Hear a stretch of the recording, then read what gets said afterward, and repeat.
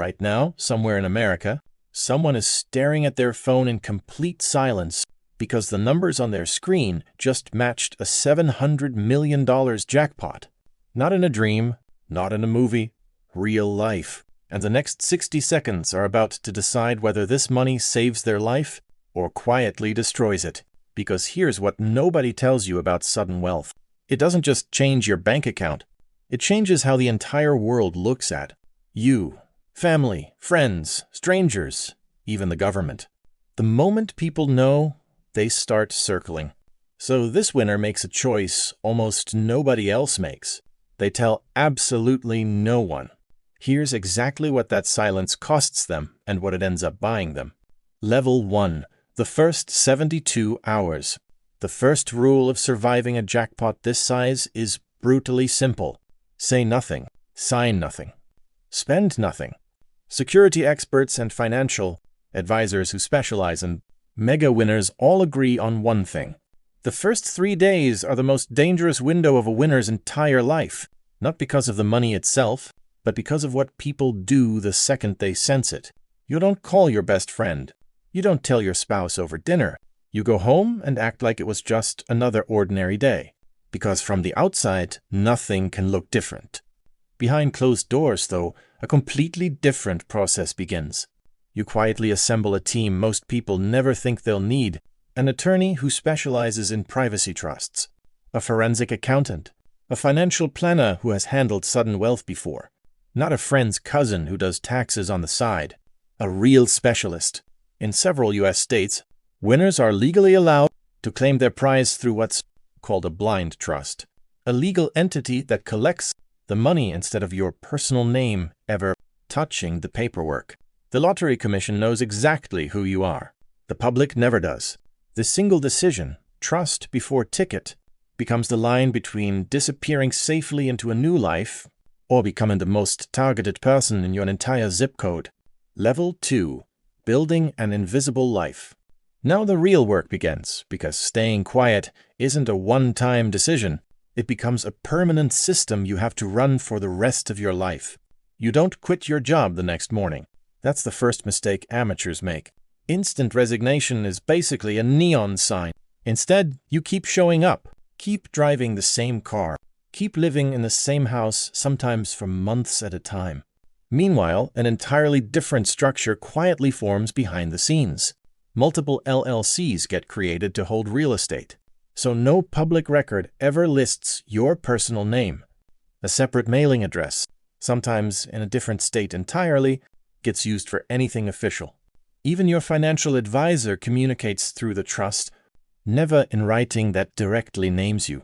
Money moves slowly and carefully, never all at once, because large, sudden transfers trigger federal reporting flags and draw exactly the kind of attention you're now trying to avoid at all costs. Every visible change in your life needs an explanation that isn't the truth. A slightly nicer car becomes, "I finally got a good deal." A paid-off house becomes years of saving up. You're not living a lie. You're building a cover. Stories so airtight that even the people who love you most never suspect a thing. Because the moment even one person outside your legal team finds out, the countdown starts. Level 3. The people who come looking. This is where it stops being about strategy and starts being about pure survival. Even with a trust in place, even with total secrecy, information leaks. A court filing gets noticed by a local reporter. A neighbor spots contractors quietly renovating your house in cash. Someone at the bank talks. And the moment even a rumor starts, your entire way of life is suddenly at risk. Researchers who study sudden wealth have documented a disturbing, repeating pattern. Distant relatives resurface out of nowhere. Forgotten acquaintances reappear. And in the most extreme cases, winners have faced harassment, lawsuits from strangers claiming a supposed verbal agreement to split the winnings, and even direct threats against their family's safety. This is exactly why serious winners hire private security consultants before they ever hire an interior designer. Home addresses get scrubbed from public databases. Children's school pickup routines quietly change. Some families relocate entirely, choosing a brand new state where absolutely No one has ever known them as anything other than the quiet new neighbors. And this is the part almost nobody prepares for. The psychological toll. Winners consistently report chronic paranoia, an inability to trust new relationships, and a strange, isolating grief for the normal life they can never fully return to. You didn't just win money, you inherited a permanent state of alert. Level 4. The hidden economy around you. Once your fortune crosses into the hundreds of millions, you stop being a regular customer.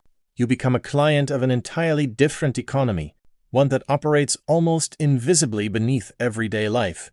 Private banks assign dedicated relationship managers who never publicly confirm a client's identity.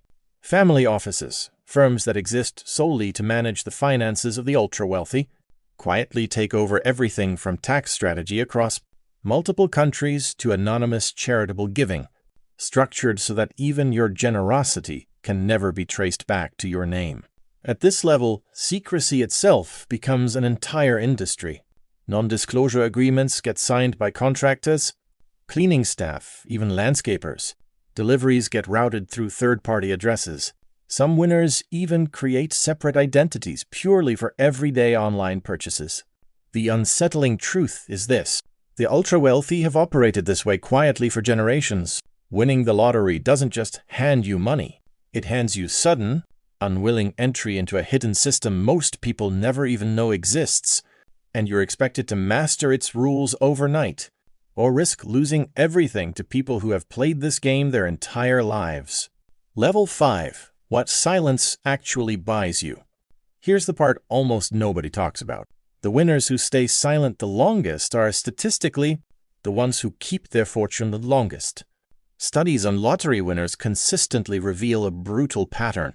A significant percentage face serious financial distress within just a few years of their windfall, often driven entirely by pressure from the people who knew. Loans they felt they couldn't refuse, investments in a relative's failing business, lawsuits from people who suddenly felt entitled to a share. The winners who choose silence instead don't get a public celebration. No interview, no giant novelty check, no applause. Instead, they get something far rarer: decades of real peace. Their children grow up without even knowing they're heirs to a fortune until they're old enough to actually handle it responsibly. Their marriages survive without the corrosive question of who truly deserves the money. And that's the final, uncomfortable truth about $700 million. The version of this story with cameras, celebration, and a giant novelty check, that's usually the version that ends in ruin. The version where you tell no one, trust no one blindly, and quietly disappear into an ordinary-looking life. That's the version where you actually win. Because real wealth was never about being seen. It was always about being safe.